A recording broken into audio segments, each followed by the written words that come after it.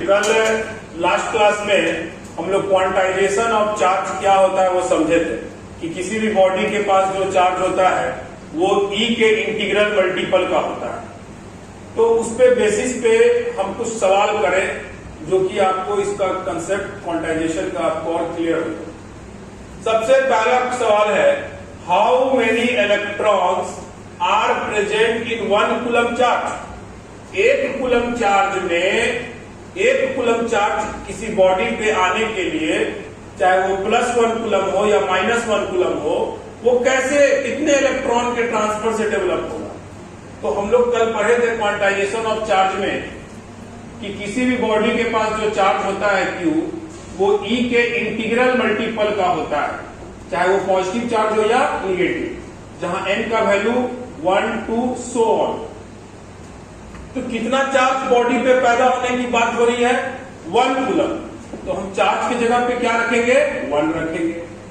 और प्लस या माइनस तो यही शो करता है कि अगर वो बॉडी डोनेट किया है इलेक्ट्रॉन तो पॉजिटिव चार्ज आएगा, अब गेन किया है तो निगेटिव चार्ज आएगा।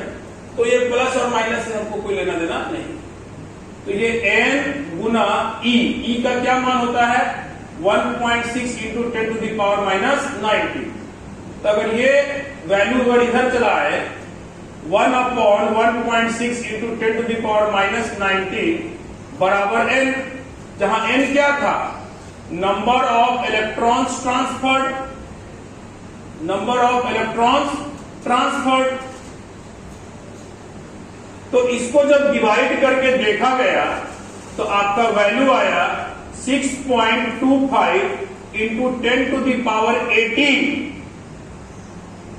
एक कूलम चार्ज डेवलप होने के लिए कितने इलेक्ट्रॉन का ट्रांसफर होना चाहिए, तो 6.25 गुने 10⁻18। इतने इलेक्ट्रॉन का अगर ट्रांसफर होगा तो एक कूलम चार्ज बॉडी पे डेवलप होगा। अगर वो इतना इलेक्ट्रॉन 6.25 इंटू 10⁻18 इलेक्ट्रॉन लूज करेगा तो +1 कूलम चार्ज डेवलप करेगा, और इतना इलेक्ट्रॉन अगर वो गेन करेगा तो -1 कूलम चार्ज डेवलप होगा। लेकिन हमसे अगर पूछा जाए कि एक कूलम चार्ज कितने इलेक्ट्रॉन के ट्रांसफर से डेवलप होता है, तो 6.25 इंटू 10⁻18। इसमें बच्चों को कभी कभी एक डाउट होता है कि सर आप बोले थे कि इलेक्ट्रॉन हमेशा समूचा इलेक्ट्रॉन ट्रांसफर होता है, जैसे 1 इलेक्ट्रॉन 2 इलेक्ट्रॉन 3 इलेक्ट्रॉन। तो यहां तो सर आपका 6.25 है। तो आप यहां पर गौर से देखिए कि ये यहां पे डेसिमल नहीं है, ये भी आपका इंटीजर ही आएगा। अगर आप इसको 10⁻18 है, अगर आप इसको डेसिमल हटाइएगा तो ये 10⁻16 हो जाएगा। तो ये आपका क्या आ रहा है, कोई डेसिमल नहीं आया था, ये आपका इंटीजर ही है। तो इसमें कभी डाउट नहीं होइएगा कि लगेगा कि आपको कि इलेक्ट्रॉन 6.25 कैसे जा सकता है, नहीं, ये इंटीजर ही है आपका। लेकिन हम लोग लिखते हैं इस स्टाइल में क्योंकि ये हमारा साइंटिफिक मेथड है। ये हमारा कौन सा मेथड है, साइंटिफिक मेथड, इसीलिए हम लोग इस स्टाइल में लिखते हैं। तो आज के बाद एज ए थ्योरेटिकल क्वेश्चन भी इसको याद रखिएगा कि एक कूलम चार्ज कितने इलेक्ट्रॉन्स के ट्रांसफर से डेवलप होता है, तो 6.25 इंटू 10⁻18। अगर सवाल आ गया कि 5 कूलम चार्ज कितने इलेक्ट्रॉन के ट्रांसफर से डेवलप होगा, 5 कूलम, तो अगर एक कूलम इतने इलेक्ट्रॉन के ट्रांसफर से डेवलप हुआ है तो 5 कूलम के लिए बस गुना 5 कर देंगे। तो जितना इलेक्ट्रॉन, जितना भी चार्ज बोला जाए आपको कहेंगे 10 कूलम कितना में होगा, कितना इलेक्ट्रॉन के ट्रांसफर से, तो इस वैल्यू में क्या गुना कर देंगे, 10 गुना कर देंगे। तो वेरी सिंपल हो गया। इसका आंसर क्या हो गया, B. Next question, among these which charge is not possible. इन चारों वैल्यू में से कौन सा चार्ज कभी पॉसिबल नहीं हो सकता। तो भाई इसको सोचने की बात है। -1.6 इंटू 10⁻⁻19 कूलम, -1.6 इंटू 10⁻⁻19 कूलम है।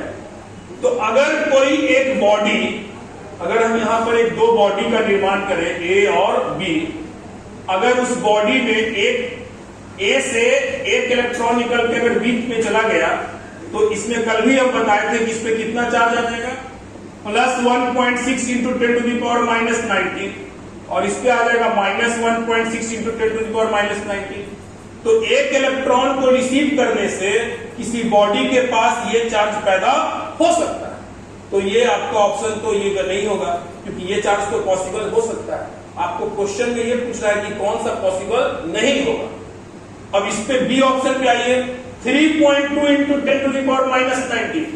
अगर यहाँ पे 2 इलेक्ट्रॉन अगर ट्रांसफर होता तो इतना गुना 2 यानी 2 इंटू 1.6 इंटू 10⁻⁻⁹, जिसको कैलकुलेट करोगे तो 3.2 इंटू 10⁻⁻⁹ हो जाएगा। यहाँ पे -3.2 इंटू 10⁻⁻⁹ हो जाएगा। तो ये चार्ज भी डेवलप हो सकता है। कब? ये प्लस है तो यानी लूज करने से डेवलप होगा। कितने? 2 इलेक्ट्रॉन अगर लूज करेगा तो ये चार्ज भी पॉसिबल हो सकता है, यानी ये भी ऑप्शन नहीं होगा। हमको चुनना है कि कौन नहीं हो सकता है। अब ये देखिए -2.1 इंटू 10⁻⁻⁹, तो -2.1 कैसे डेवलप होगा? अगर एक इलेक्ट्रॉन रिसीव किया तो -1.6 आया इंटू 10⁻⁻⁹। अगर 2 इलेक्ट्रॉन रिसीव किया तो -3.2 आया 10⁻⁹। तो -2.1 आने के लिए एक या 2 इलेक्ट्रॉन के बीच में यानी 1 पॉइंट कुछ इलेक्ट्रॉन ट्रांसफर होना चाहिए, जो कि कभी पॉसिबल नहीं है।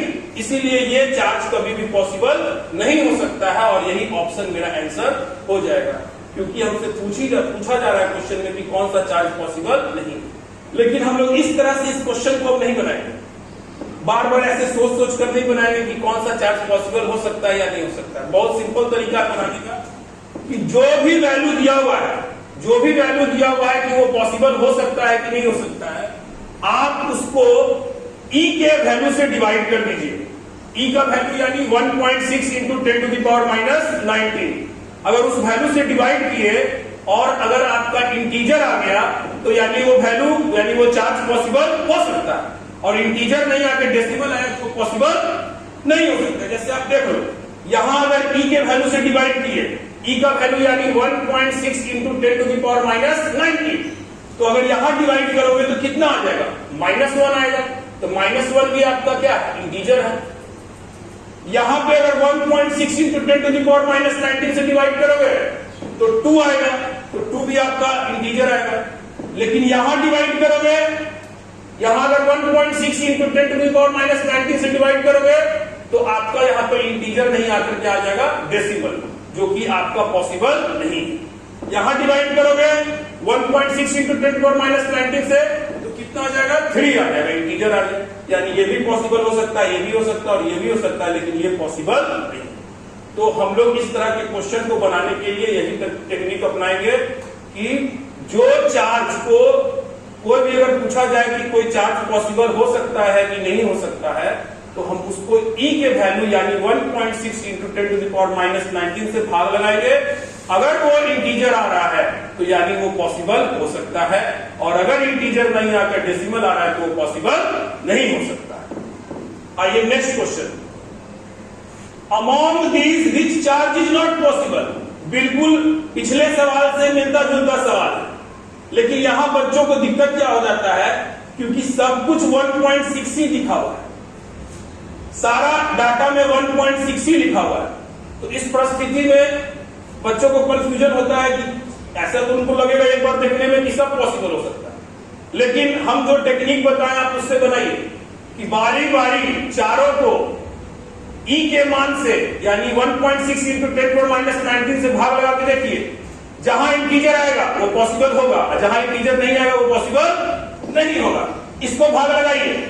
अगर इसको भाग लगाइएगा, जो पहला ऑप्शन में है, इसको अगर E के वैल्यू से डिवाइड लगाओगे तो कितना आ गया? 1 आ गया। 1 इंटीजर है यानी ये पॉसिबल हो सकता है। इसको भाग लगाओ, 1.6 इंटू 10⁻18 भागा 1.6 इंटू 10⁻19, ये कैंसिल हो गया। अब -19 ऊपर चला जाएगा तो 10⁻18 गुना 10⁻+19। कोई भी चीज नीचे से ऊपर जाता है तो पावर का साइन चेंज होता है, और बेस सेम होता है तो पावर ऐड हो जाता है। तो -18 और 19 ऐड होकर कितना होगा? 1, तो 10 आया इसका। तो ये भी इंटीजर आ रहा है, यानी ये भी पॉसिबल हो सकता है। सी ऑप्शन में देखिए, अगर इसको हम भाग लगा दे 1.6 इंटू 10⁻19 से, ये कैंसिल हो जाएगा और -19 ऊपर जाएगा तो +19 हो जाएगा। अब +19 और -17 मिलके कितना होगा? 10⁻² बचेगा, यानी 100। ये भी इंटीजर आ रहा है, यानी ये भी पॉसिबल हो सकता है। लेकिन अब यहां डिवाइड करो, यहां डिवाइड करोगे तो 1.6 कैंसिल हो गया, -19 ऊपर जाएगा तो +19, -20 और +19 मिलके कितना बनेगा? 10⁻⁻1, 10⁻⁻1, जिसको हम 1/10 कहेंगे। 1/10 मतलब कितना? 0.1। तो ये इंटीजर आया कि डेसिमल आया? डेसिमल आया, यानी ये चार्ज कभी भी पॉसिबल नहीं हो सकता है। तो इसका आंसर कौन हो जाएगा? डी, क्योंकि आपसे क्वेश्चन में पूछ रहा था कि कौन सा चार्ज पॉसिबल नहीं हो सकता। तो बेहद इजी टेक्निक है। कोई भी चार्ज किसी का बॉडी का पॉसिबल हो सकता है या कि नहीं हो सकता है, उसके लिए आप उस चार्ज के वैल्यू को E के मान यानी 1.6 इंटू 10⁻19 से भाग लगाइए। अगर इंटीजर आ रहा है तो वो चार्ज पॉसिबल होगा, और इंटीजर नहीं आ रहा है तो वो चार्ज पॉसिबल नहीं होगा। चलिए, तो चार्ज में भी हमको और भी कुछ जानकारी और लेना है। इसको हम सम इंपॉर्टेंट पॉइंट्स करके लिखते हैं।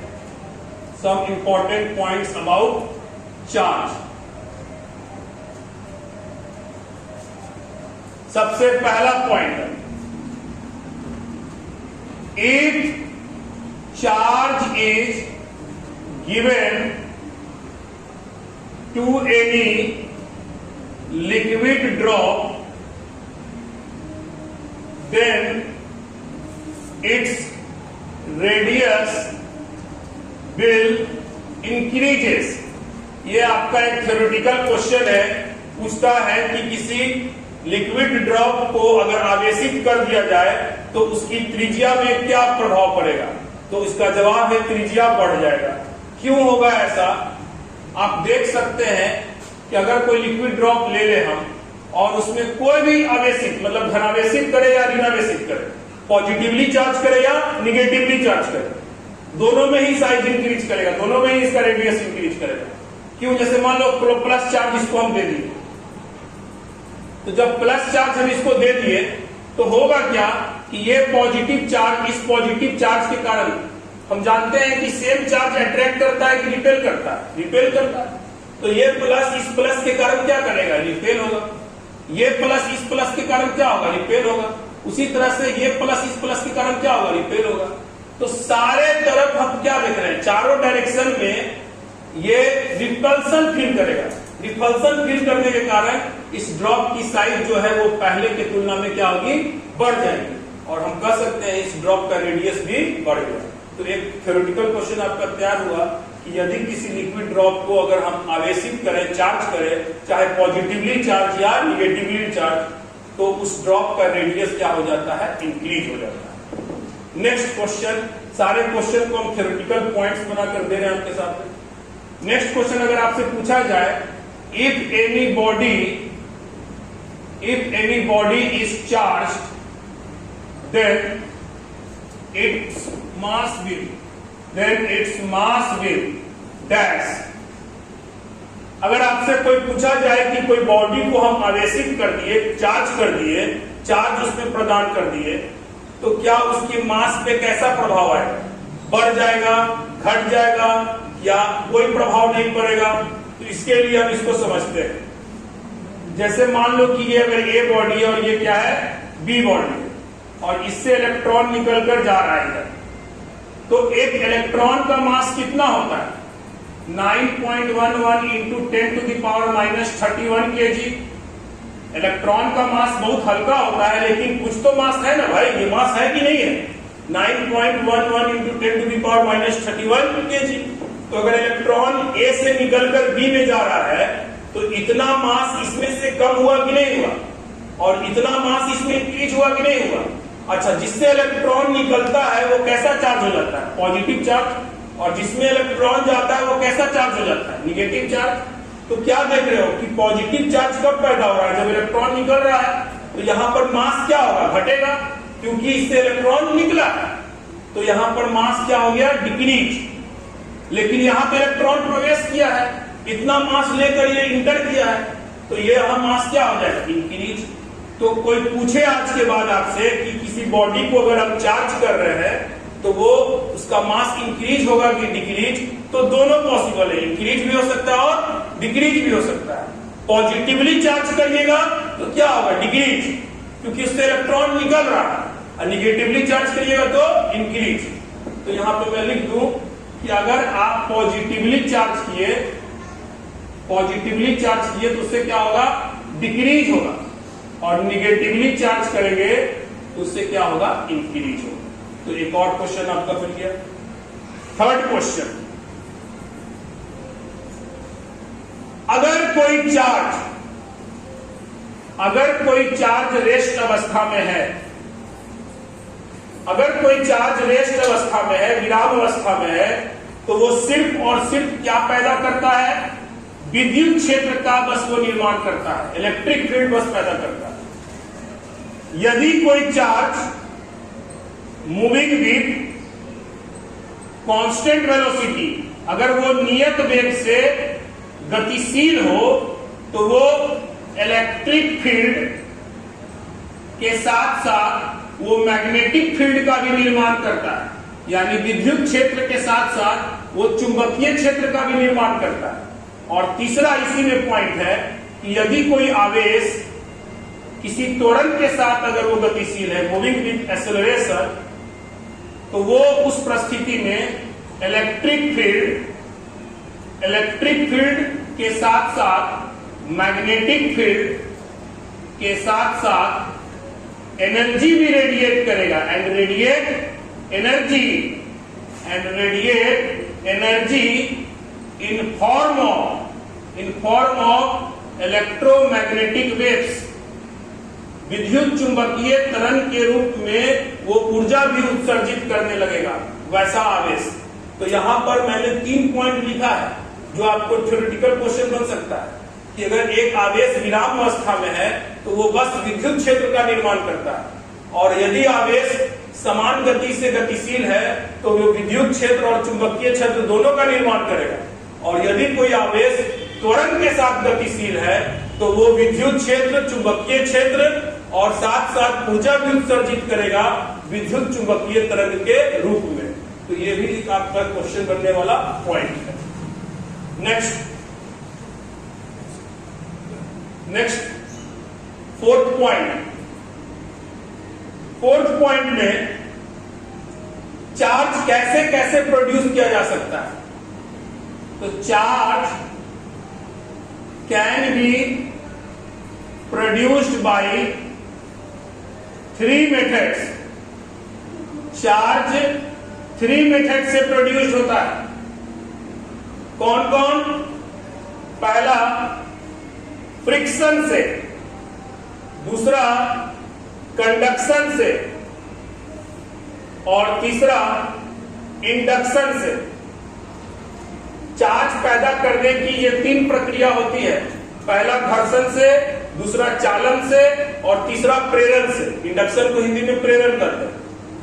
घर्षण बोलने का मतलब कि यदि तुम कोई 2 बॉडी को रब करोगे, उसमें घर्षण पैदा करोगे, तो एक से इलेक्ट्रॉन निकलकर दूसरे में चला जाएगा, और जिससे इलेक्ट्रॉन निकल जाएगा वो धनावेश हो जाएगा, पॉजिटिवली चार्ज हो जाएगा, और जिसमें चला गया वो ऋणावेश हो जाएगा, निगेटिवली चार्ज हो जाएगा। तो पहला तरीका क्या है चार्ज पैदा करने का? फ्रिक्शन। दूसरा तरीका है कंडक्शन। कंडक्शन को हम डायरेक्ट कांटेक्ट भी करते हैं। डायरेक्ट कांटेक्ट, यदि आप किसी, इसका अगर हम फिगर देखें, यदि मान लीजिए कि कोई ये बॉडी है, अभी इसके पास न्यूट्रल चार्ज, अभी ये बॉडी के पास कोई चार्ज नहीं है, लेकिन अगर इसमें अगर एक हम पॉजिटिवली चार्ज रॉड लाकर सटा दे, टच करा दे, अब पहले से ये न्यूट्रल था, तो क्या देखोगे? तुमको हम कल के क्लास में भी बताए थे कि चार्ज हमेशा हाई पोटेंशियल से किधर फ्लो करता है? Low potential. तो जिस बॉडी के पास अभी कोई चार्ज नहीं है वो अभी 0 पोटेंशियल है, उसकी कोई पोटेंशियल नहीं है, लेकिन जो चार्ज अभी पॉजिटिव चार्ज पे है वो अभी हाई पोटेंशियल पे माना जाएगा। तो इससे चार्ज निकलकर इस न्यूट्रल वाले बॉडी में प्रवेश करे और ये बॉडी भी चार्ज हो जाएगा। तो इस तरह के प्रक्रिया को हम लोग क्या करते हैं कि किसी बॉडी को हमने चार्ज किया, किस प्रकार से, कंडक्शन से, डायरेक्ट कॉन्टैक्ट। आप देख रहे हैं यहाँ डायरेक्ट कॉन्टैक्ट हुआ। हमने बॉडी को, जो हमारा बॉडी को, जिस बॉडी को हमें चार्ज करना था, उसे एक दूसरे चार्ज बॉडी से, जो कि पहले से आवेशित था, उससे उसका डायरेक्ट संपर्क हमने बनाया और उस वजह से ये हाई पोटेंशियल पे था और ये जीरो पोटेंशियल पे था। तो इससे चार्ज निकलकर इस बॉडी में तब तक जाएगा जब तक ये दोनों कॉमन पोटेंशियल पर ना आ जाए। तो इस तरह के चार्जिंग मेथड को क्या कहते हैं? Conduction method. तीसरा है इंडक्शन मेथड। इंडक्शन मेथड का मतलब होता है इनडायरेक्ट कॉन्टैक्ट। इनडायरेक्ट कॉन्टैक्ट मतलब कि कॉन्टैक्ट डायरेक्ट नहीं होगा। जैसे यहां पर हम पॉजिटिवली चार्ज रॉड ले लिए और यहां पर आपका न्यूट्रल बॉडी, तो यहां पर आप क्या देख रहे हैं? क्या डायरेक्ट संपर्क में है? नहीं, डायरेक्ट संपर्क में नहीं है। लेकिन होगा यहां पर क्या, आपका ये जो बॉडी है, कोई भी बॉडी है, भले वो न्यूट्रल ही क्यों ना हो, हर में एटम मौजूद है और हर के एटम में इलेक्ट्रॉन मौजूद है।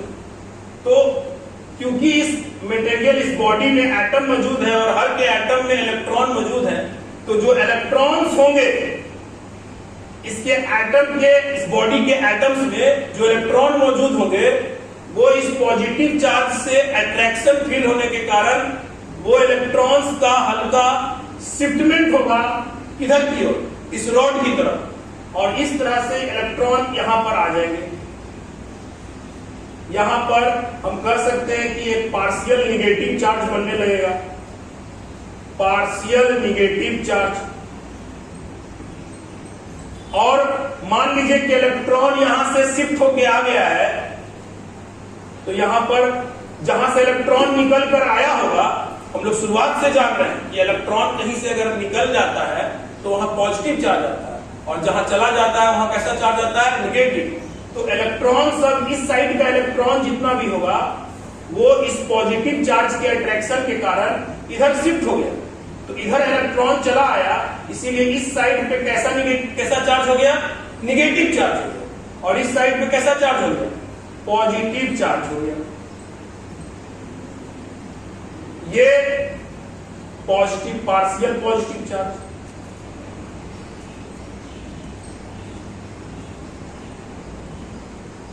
अब इसके थ्रू आप क्या देख रहे हैं कि बिना डायरेक्ट कांटेक्ट के आपने इस बॉडी में एक साइड पार्शियल निगेटिव चार्ज पैदा कर दिया और एक साइड पार्शियल पॉजिटिव चार्ज पैदा कर दिया। तो इस तरह के चार्जिंग प्रक्रिया को हम लोग क्या करते हैं कि हम चार्ज किस तरह से कर रहे हैं? इंडक्शन मेथड से कर रहे हैं। तो ये हमारा 3 मेथड होता है चार्जिंग करने का, फ्रिक्शन, कंडक्शन, इंडक्शन। अगर आपसे एग्जाम में सवाल पूछा जाए कि among these which process is responsible for charging of a body, और उसमें ऑप्शन रहे फ्रिक्शन, कंडक्शन, इंडक्शन और चौथा ऑप्शन ऑल ऑफ दीज, तो हम इसको टिक करेंगे ऑल ऑफ दीज। ठीक है,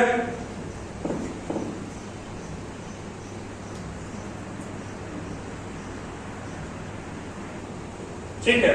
तो ये जो हम अभी टॉपिक पढ़ रहे हैं, some important points about charge, इसमें आपका 3 पॉइंट मैंने अभी तक डिस्कस किया। अब मैं चौथा पॉइंट इसमें डिस्कस करूं कि अगर आपसे चार्ज का डायमेंशनल फॉर्मूला पूछा जाए, डायमेंशनल फॉर्मूला ऑफ चार्ज, तो हम जो ये फॉर्मूला, बहुत बेसिक सा फॉर्मूला हमेशा शुरू से देखते आए हैं, I बराबर Q अपॉन T। तो यहां पर I का हम लोग क्या सिंबल यूज करते हैं? A, और ये T इधर चलाएगा, तो T क्या है? टाइम। टाइम के लिए क्या यूज करते हैं? Capital T। तो ये जो AT है वो किसका डायमेंशनल फॉर्मूला हो गया? Q का। Q कौन है यहाँ पे? चार्ज है। तो Q जो है वो Q यानी जो चार्ज है उसका डायमेंशनल फॉर्मूला क्या होता है? AT। ये आपका 4th पॉइंट हो गया। 5th पॉइंट एक बहुत ही इंपॉर्टेंट पॉइंट है, ये कई एग्जाम्स में क्वेश्चन देखा गया है। पूछा जाता है कि which is true test of charge, which is true test of charge, या इसको इलेक्ट्रिफिकेशन भी कहते हैं। Which is true test of charge या which is true test of electrification, यानी इलेक्ट्रिफिकेशन या चार्ज का ट्रू टेस्ट कौन है? क्या रिपल्सन ट्रू टेस्ट है? क्या अट्रैक्शन ट्रू टेस्ट है? क्या दोनों ट्रू टेस्ट? तो इसका जवाब समझिएगा, बहुत ही इंपॉर्टेंट सवाल है। मेरा जवाब है कि रिपल्सन को ट्रू टेस्ट माना गया है। किसी चार्ज का ट्रू टेस्ट क्या होता है? रिपल्सन। क्यों? अट्रैक्शन को हम क्यों नहीं कह रहे हैं कि वो चार्ज का ट्रू टेस्ट है? क्योंकि अगर किसी दो बॉडी में अट्रैक्शन हो रहा है, समझिएगा इस बात को, अट्रैक्शन दो परिस्थिति में हो सकता है। यदि एक निगेटिव चार्ज बॉडी हो या पॉजिटिव चार्ज बॉडी, अगर दो अपोजिट नेचर का चार्ज हो तो उनके बीच क्या होगा? अट्रैक्शन होगा। और अट्रैक्शन एक परिस्थिति में और होगा, जब एक मान लो कि बहुत हेविली पॉजिटिव चार्ज और एक तरफ न्यूट्रल बॉडी, यानी इसमें बहुत ज्यादा पॉजिटिव चार्ज है और ये कैसा बॉडी है? Neutral body. तो क्या होगा? अभी जस्ट तुमने पढ़ा था इंडक्शन मेथड। इंडक्शन के कारण ये पॉजिटिवली चार्ज इस बॉडी के जितने भी इलेक्ट्रॉन्स है इसको अपने ओर शिफ्ट करेगा और इलेक्ट्रॉन्स, इधर के इलेक्ट्रॉन्स भी इधर आ जाएंगे, इसलिए यहां पर पार्शियल निगेटिव चार्ज डेवलप हो जाता था और यहां पे पार्शियल पॉजिटिव चार्ज डेवलप हो जाता है। ये आप अभी जस्ट स्टडी किए। अब यहां पर क्या होगा? देखो, तुम जानते हो कि प्लस और माइनस, प्लस चार्ज और माइनस चार्ज क्या होता है? अट्रैक्ट होता है। तो यानी ये heavily charged body, heavily positively charged body इस पार्शियल निगेटिव चार्ज को क्या करेगा? अपनी ओर खींचेगा और इस पार्शियल पॉजिटिव चार्ज को क्या करेगा? रिपेल करेगा, यानी इसको रिपेल करेगा F' से और इसको, इस पार्शियल निगेटिव चार्ज को क्या करेगा? अट्रैक्ट करेगा। ये हेविली पॉजिटिवली चार्ज बॉडी, ये जो बहुत ज्यादा पॉजिटिव चार्ज है, इसलिए पार्शियल निगेटिव चार्ज को क्या करेगा? अपनी ओर खींचेगा और इसको क्या करेगा? रिपेल करेगा। लेकिन तुम देखो यहां F लिखे तो यहां क्या लिखे? F'। दोनों फोर्स को हम सेम नहीं लिखे। क्यों? क्योंकि ये दोनों फोर्स सेम नहीं होंगे वैल्यू। क्यों? क्योंकि तुम पढ़ोगे आगे चलकर कूलम्ब्स लॉ पढ़ोगे। कूलम्ब्स लॉ में ये फॉर्मूला हम लोग पढ़े भी होंगे, बहुत बेसिक फॉर्मूला है तभी, कि K Q1 Q2 by क्या होता है? R²। यानी दो चार्ज के बीच लगने वाला जो फोर्स होता है वो दूरी के स्क्वायर का क्या होता है? Inversely proportional. यानी जितना ज्यादा दूरी होगा वो फोर्स उतना ही कम हो जाएगा, मैग्नीट्यूड में, ताकत में वो फोर्स क्या हो जाएगा? कमजोर हो जाएगा। तो तुम बताओ, ये पार्शियल निगेटिव चार्ज ज्यादा दूर है कि ये पार्शियल पॉजिटिव चार्ज ज्यादा दूर है? तो पार्शियल पॉजिटिव चार्ज ज्यादा दूर है, यानी यहां पर जो फोर्स लग रहा है रिपल्सन वाला F', वो इस F के तुलना में कम ताकतवर होगा। इन दोनों फोर्स में, F में और F' में ज्यादा ताकतवर कौन होगा? F होगा, क्योंकि ये दूरी क्या है? कम है और ये दूरी क्या है? ज्यादा है। तो यहां पर हम कर सकते हैं कि F जो है वो F' से क्या होगा? ताकतवर होगा। तो इस बॉडी पर, न्यूट्रल बॉडी पर एक अट्रैक्शन फोर्स भी लग रहा है और एक रिपल्सन फोर्स भी लग रहा है, लेकिन जो ताकतवर होगा उसी का बात चलेगा। तो बताओ यहां ताकतवर कौन है? अट्रैक्शन वाला कि रिपल्सन वाला? अट्रैक्शन वाला। तो ये बॉडी को, ये हेविली पॉजिटिवली चार्ज बॉडी इस न्यूट्रल बॉडी को अपनी ओर अट्रैक्ट कर देगा कि नहीं कर देगा? तो यहां भी अट्रैक्शन हो रहा है। तो यदि अगर आपको कोई कह दे कि किसी दो बॉडी के बीच अट्रैक्शन हो रहा है, तो क्या आप 100% कंफर्म होके कह सकते हैं कि उन दोनों का नेचर अपोजिट होगा? नहीं, क्योंकि अट्रैक्शन तो एक परिस्थिति और होता है जहां अट्रैक्शन होता है। कहां? जहां पे हेविली पॉजिटिवली चार्ज हो और सामने वाला बॉडी क्या हो? न्यूट्रल। उस परिस्थिति में भी तुम देखते हो कि दोनों बॉडी के बीच क्या होता है? अट्रैक्शन। तो जहां अट्रैक्शन हो रहा है, आप श्योर होकर नहीं कह सकते हैं कि वो दोनों बॉडी का नेचर, चार्ज का नेचर अपोजिट है। इसीलिए अट्रैक्शन को ट्रू टेस्ट ऑफ चार्ज नहीं माना गया। लेकिन रिपल्सन कहीं हो रहा है, तो रिपल्सन कब हो सकता है? जब दोनों पॉजिटिव हो या दोनों निगेटिव हो। सेम चार्ज में क्या होता है? रिपल्सन होता है। तो यहां भी रिपल्सन होगा और यहां भी रिपल्सन होगा। तो मैं ये कह रहा हूं कि अगर कोई दो बॉडी के बीच, दो आवेशित बॉडी के बीच अगर रिपल्सन हो रहा है, तो आप 100% श्योर होकर कह सकते हैं कि उन दोनों बॉडी के चार्ज का नेचर क्या है? सेम है, तभी रिपल्सन हो रहा है। लेकिन अगर कोई कह दे कि दो बॉडी के बीच अट्रैक्शन हो रहा है, तो आप वहां 50-50% में फंस जाइए, क्योंकि अट्रैक्शन दो केसेस में होता है, एक अपोजिट नेचर होने पे भी और एक हेवीली पॉजिटिवली चार्ज और न्यूट्रल होने पे भी। तो वहां पे आप श्योर होकर नहीं कह सकते हैं कि दोनों बॉडी का नेचर क्या है। लेकिन रिपल्सन कहीं हो रहा है, तो हम श्योर होकर कह सकते हैं कि दोनों बॉडी का नेचर क्या होगा? चार्ज का नेचर क्या होगा? सेम। तो इस तरह से एक क्वेश्चन तैयार हो जाता है कि कभी भी आपसे पूछा जाए कि which is true test of charge, तो आप किसे कहेंगे? रिपल्सन को कहेंगे। ठीक है, next point number 6, the net charge of whole universe is 0। पूरे ब्रह्मांड का नेट चार्ज कितना है हमारा? 0। क्यों? क्योंकि जब भी चार्ज बनता है, आप क्या देखें, जब भी चार्ज बनता है तो किस प्रकार से बनता है? इलेक्ट्रॉन के ट्रांसफर होने से बनता है। एक बॉडी से इलेक्ट्रॉन निकलकर दूसरे बॉडी में इलेक्ट्रॉन जाता है, तो जिससे इलेक्ट्रॉन निकलता है वो कैसा चार्ज हो जाता है? पॉजिटिव हो जाता है। जिसमें इलेक्ट्रॉन जाता है वो निगेटिव चार्ज। तो मान लो कि अगर 5 इलेक्ट्रॉन किसी में से निकला है, तो जिसमें से 5 इलेक्ट्रॉन निकला उसमें +5 की चार्ज आया, और जिसमें गया उसमें -5 ही। तो नेट चार्ज कितना हो गया? दोनों का जोड़ के अगर बोले तो 0। उसी तरह से ब्रह्मांड में जब भी कहीं भी दो बॉडी के बीच अगर चार्ज डेवलप होगा, अगर मान लो कि यहां n इलेक्ट्रॉन ट्रांसफर हुआ, तो इसके पास n इलेक्ट्रॉन निकल के अगर A से B में गया, तो इसके पास कितना चार्ज आएगा? +Ne। और इसके पास चार्ज कितना आएगा? -Ne। और दोनों को जोड़ देंगे तो नेट चार्ज क्या आ जाएगा? 0। तो ब्रह्मांड में जब भी किसी दो बॉडी के बीच इलेक्ट्रॉन का आदान प्रदान होगा, तो जितना पॉजिटिव चार्ज बनेगा उतना ही निगेटिव चार्ज बनेगा। तो नेट चार्ज क्या हो जाएगा? 0। इस तरह से इस ब्रह्मांड का नेट चार्ज क्या कहा जा सकता है? 0 कहा जा सकता है। नेक्स्ट पॉइंट नंबर 7, अगर यह कहा जाए the number of charge particle in the universe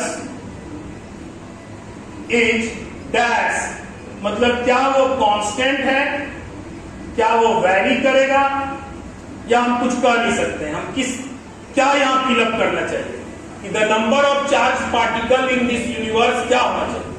constant है कि वेरी करेगा? तो मेरा जवाब सुनिए, आपका पूरे ब्रह्मांड का नेट चार्ज 0 है, लेकिन चार्ज पार्टिकल की संख्या कोई फिक्स नहीं है। जहां भी आप फ्रिक्शन से रबिंग करेंगे और एक से इलेक्ट्रॉन निकल के दूसरे में जाएगा, तो एक पॉजिटिव चार्ज हो गया और एक निगेटिव चार्ज। तो दो आवेशित चार्ज बॉडी बन गए कि नहीं बन गए? उसी तरह से तुम चाहो जितना मन चाहे उतना चार्ज बॉडी बना सकते हो। तो इस ब्रह्मांड में चार्ज बॉडी की संख्या कोई उसकी कांस्टेंट नहीं है, उसकी संख्या कांस्टेंट नहीं, वो जो चाहे मन हमारा हो सकता है। अभी हम बैठकर रबिंग कर दिए तो हमारा एक बॉडी पॉजिटिव हो जाएगा और एक बॉडी निगेटिव। तो इस ब्रह्मांड में जितने पहले से टोटल चार्ज बॉडी है उसमें 2 और ऐड हो जाएंगे। इस तरह से हम कह सकते हैं कि ब्रह्मांड में नंबर ऑफ चार्ज पार्टिकल्स जो है वो कांस्टेंट नहीं है, वो क्या है? वेरी, मतलब वो फिक्स्ड नहीं, आप जितना मन चाहे जितना ऐड कर सकते हैं। ठीक है,